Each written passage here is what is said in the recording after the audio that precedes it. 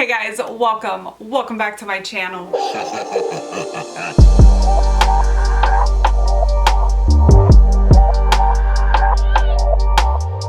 Listen, it is dreary, cold, nasty outside.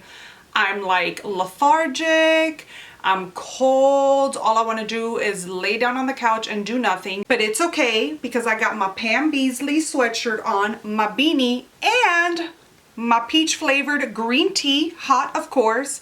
And I'm ready to talk about the 12 books that I want to read in 2022. And they are all horror books, so that is extra exciting. So let's jump in. So I've been watching everybody's 22 books that I want to read in 2022, and I've been loving them. I've had these 12 books sitting up here for the past week and a half because I went on vacation. I couldn't get it filmed, but I'm excited to film this. Now again, I know everybody's doing 22 books, but I'm only doing 12 because I did film a 5-star predictions video already, and those are books that I want to read in 2022 also. I will add the 5-star predictions up in the cards, and I will also add it at the end of the video. If you haven't seen that video, you can go ahead and take a look at it to see what other books I want to read in 2022. Another reason why I picked 12 is because I am going to be putting these in a little jar, and they're going to be like a little TBR jar. I have already placed them in this, since they're only 12, it's only a little bit, but I have already placed them in this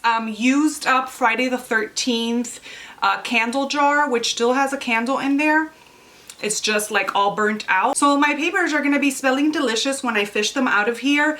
These are from Get Fictional if you're ever interested in like horror themed candles that smell amazing. I love this little jar, and I keep this on top of my bookshelf, so I thought it would be perfect to hold my 12 little slips. We're going to be picking one out at the end of the video for my January pick because I still haven't chosen what I'm going to read for January out of these books, and it is already January 21st. So we're going to be doing that at the end, and I'm excited to see which of these books I'm going to pick to read. All right, so all of these books are backlist titles. None of these are new releases, and some of these have been sitting on my shelves for a really long time, and these are just books that really catch my eye every time I take a glance at my bookshelves, or if I'm sitting here and I look at my bookshelves a lot, like I'm obsessed with my bookshelves.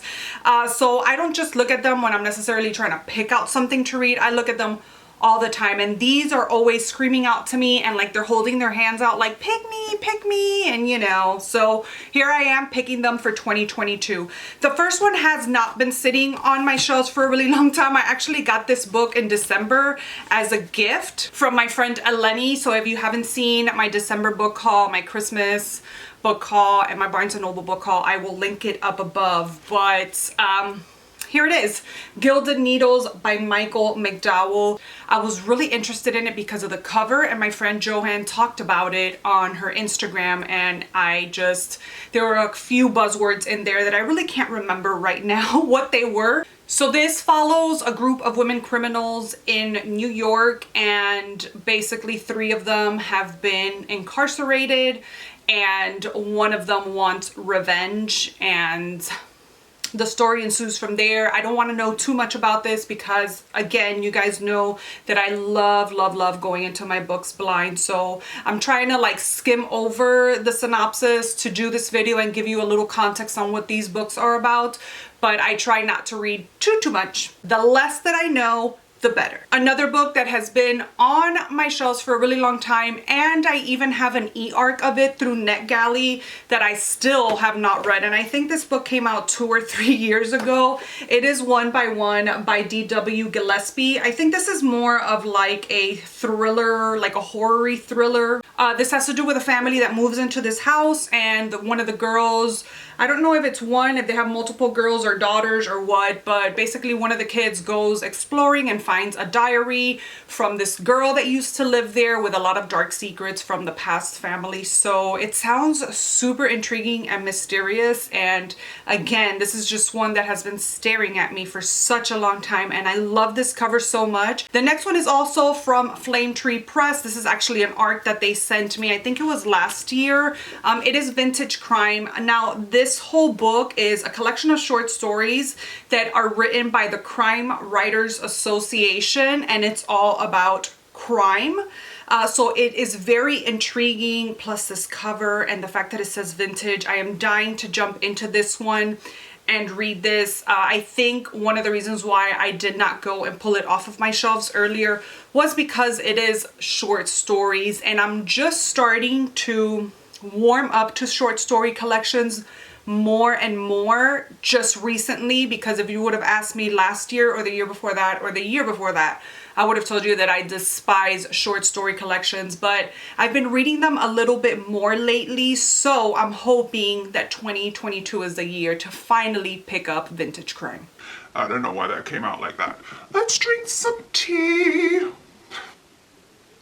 It's already cold. Another book that has been on my shelves for a while, and I want to read more of this author, and that is Richard Matheson with Hunted Past Reason. Now, initially, the book that I was looking for that I'm 90% sure I own is What Dreams May Come by him as well. And I was initially looking for that book because, again, I want to read more from this author. Richard Matheson wrote one of my favorite books of all time, which is I Am Legend, and I read that book and never read anything else by him because I love that book so much that I feel like I'm going to be judging all his other works by that one book, and that is completely wrong. So I've stayed away from his works, but I keep buying them, and I could have sworn I had What Dreams May Come, but sometimes my books hide from me because I will end up finding them like a month later or when I'm not looking for them at all. So instead of like tearing apart my room, because that's what my heart tells me to do, and my brain, it tells me like, okay, you need to pull everything out and go through everything and just tear everything down. But I really don't want to do that. So I opted for Hunted Past Reason, which again, it's Richard Matheson, so it's okay, but I am dying to read What Dreams May Come because I think that's one of my favorite movies, and a movie that I honestly cannot watch. I think I've watched it 2 times and I love it so much and I want to watch it again, but it's just such a sad movie that my heart can't handle it. So I want to see what the difference is between the movie and the book. That movie is so sad, but so good. But anyways, I don't know much about this one and I want to keep it that way. So if you want to do your own research and see what the synopsis of this is, because I want to go into this blind being that this is Richard Matheson and I just want to experience this book without knowing much about it. This next book has been on many a TBRs and I just can never get to it, even though I have a deep need to read it. But I just haven't yet. I don't know, my brain. That is Halcyon by Rio Ewers. Oh my gosh, first off, this cover is so ominous with like the face here. I don't know if you could see it from there, and if I get closer it makes everything blurry, so I'm not even gonna mess with it. But I love this cover. I love the simplicity in it. I love that it's black, white, and red. I love that color scheme. And I want to read this. I don't know why. This is all about this island of Halcyon, or this community that's called Halcyon. It's one or the other. I don't know if the actual island is called this and they call it this, or it's just the community's name and the island has another name. But this is like a utopia type of island. If you want to get away from like law and slavery to like money, and you just want to live in bliss and happy and peaceful, you move to this island. And I think there's like no law, but everything is very peaceful. They do have this woman that rules over everybody, or she's like the leader there.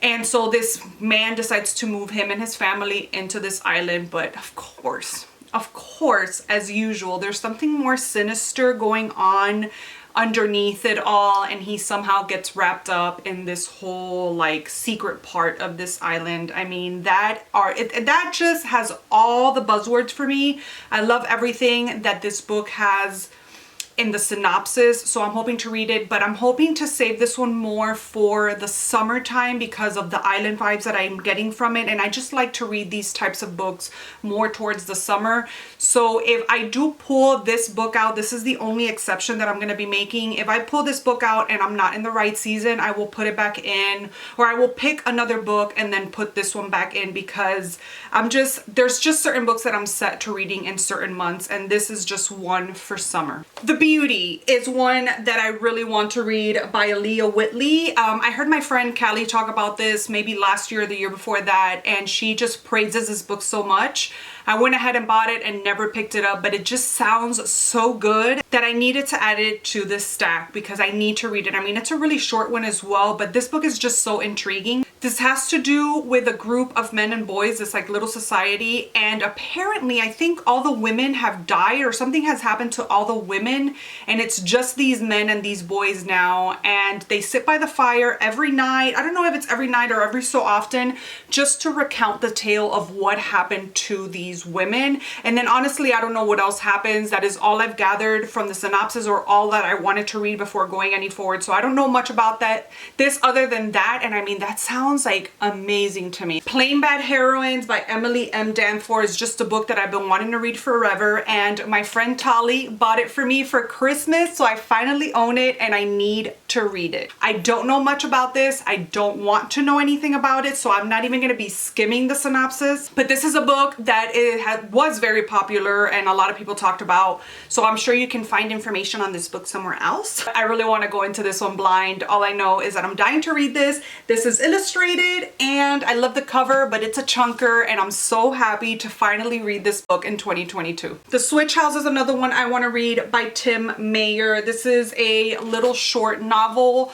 I love Tim Mayer's writing and I've had this book here. It's personalized and everything. My friend Matt gave it to me in a Christmas gift exchange that we had one year and he had them personalized for me, and I hold this book so near and dear to my heart. And so I want to finally read it because I have read a couple of Tim Mayer books and I have loved them. So I'm excited to read this one. This has to do with this reality show. Well, I don't know if it's about the reality show, but I know it's about the people, the filmmakers of this reality show, The Switch House.